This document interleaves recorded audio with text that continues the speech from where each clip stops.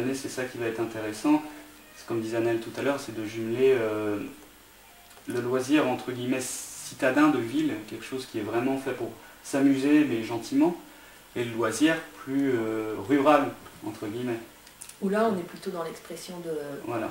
Sa force, c'est plus une sorte de confrontation entre cousins et voisins. Donc quand on décide de travailler sur une partie telle que le travail du Gouren, qui est de la lutte chorégraphiée qui est régie par énormément de règles, très respectueuses d'ailleurs, on a fait appel à la présidente de l'association des clubs de Gouren du Morbihan, qui est venue nous montrer des mouvements, qui est venue nous expliquer pourquoi le Gouren, comment, un peu l'historique, voilà, toutes ces choses-là. Ça permet aussi de plus, enfin, j'espère, se plonger dans la peau du personnage, entre guillemets, et de ne pas juste faire des mouvements. Et puis c'est important de ne pas savoir trop se faire mal non plus, quoi. Une chose aussi qu'on a été, qui à un moment nous a beaucoup posé question, c'est quel choix de costume pour faire ce qu'on allait faire. Et en fait, on a été vraiment surpris de voir dans les sources cartes postales qu'en fait, bien à l'époque, elles étaient habillées en costume, et en costume, elles faisaient ce qu'elles avaient à faire. Et s'il fallait faire une course en sac, eh bien, elles étaient en costume en train de faire une course en sac, avec la robe, etc. Si c'était une course, eh bien, c'est pareil, elles couraient, elles relevaient leur jupe. Au niveau de tout ce qui est costume 1900 et ce qu'on porte en scénique, on est essentiellement dans une démarche de reconstitution. Sachant que des dentelles de cette époque-là, on en trouve très peu. Au niveau des robes, des tabliers, on n'est que dans de la reconstitution. Au niveau des costumes de guerre, on a fait beaucoup de recherches pour faire le costume doré en 1900. Donc on a refait des chapeaux à guide et avec des vestes et des gilets à grand col. Donc c'est beaucoup de travail. Donc avec l'aide des mamans et des grands-mères couturières qui peuvent nous aider à la fabrication. Mezo dansour a breon e gour ur pentra, goulennet vegen eng mar a ver de pedez an eng, obligadur e denks an eng, sort de revoir, mais ive tro eng techtenaou pe sevel techtenaou just oa li broniek avec kenig an arvez, tipa de nan.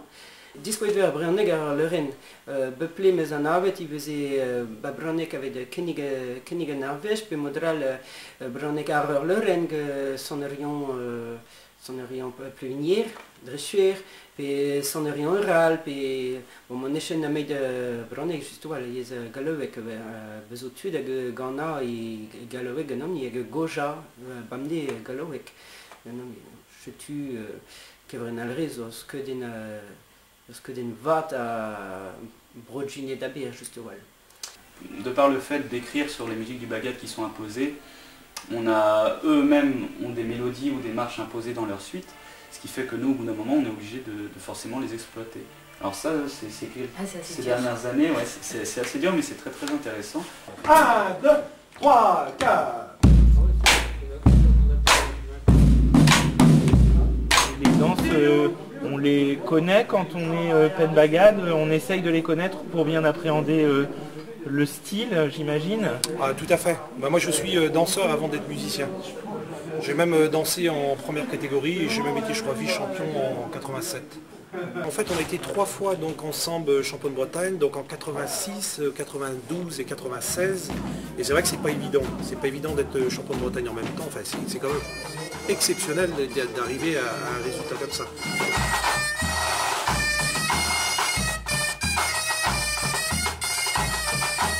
C'est pas écrit, en fait on se base quand même, c'est surtout des chants à la base et puis de la tradition orale en fait, donc on essaie de respecter un peu ces principes-là. En plus on essaie de faire ressortir ça aussi dans l'aspect scénique et dans le jeu avec les danseurs, donc du coup on se base d'abord sur le chant, nous on arrive après, on se greffe dessus, chacun à sa place, la guitare, la clarinette, l'accordéon, on a tous des rôles un peu différents.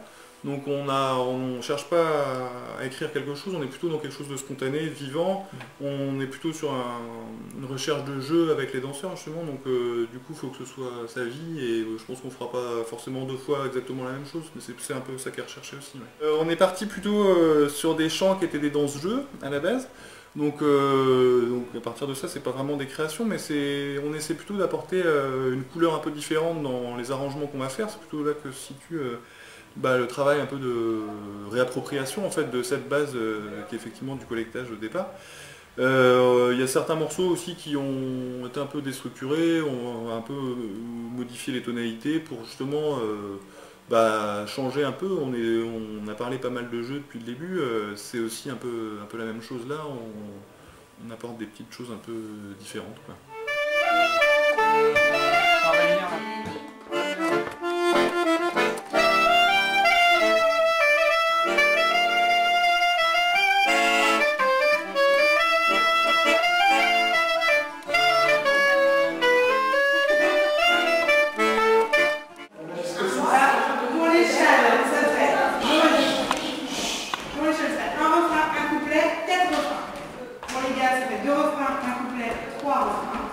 Et pour les chœurs, ça fait 3 refrains, 1 couplet, 2 refrains.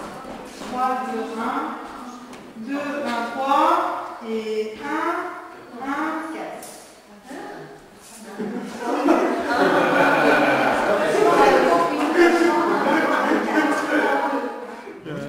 Des réjouissances en perspective là pour cette année? Ah ouais, tout à fait. Donc la Kevren prépare son 60e anniversaire, donc qui aura lieu en grande partie en fait au mois de septembre.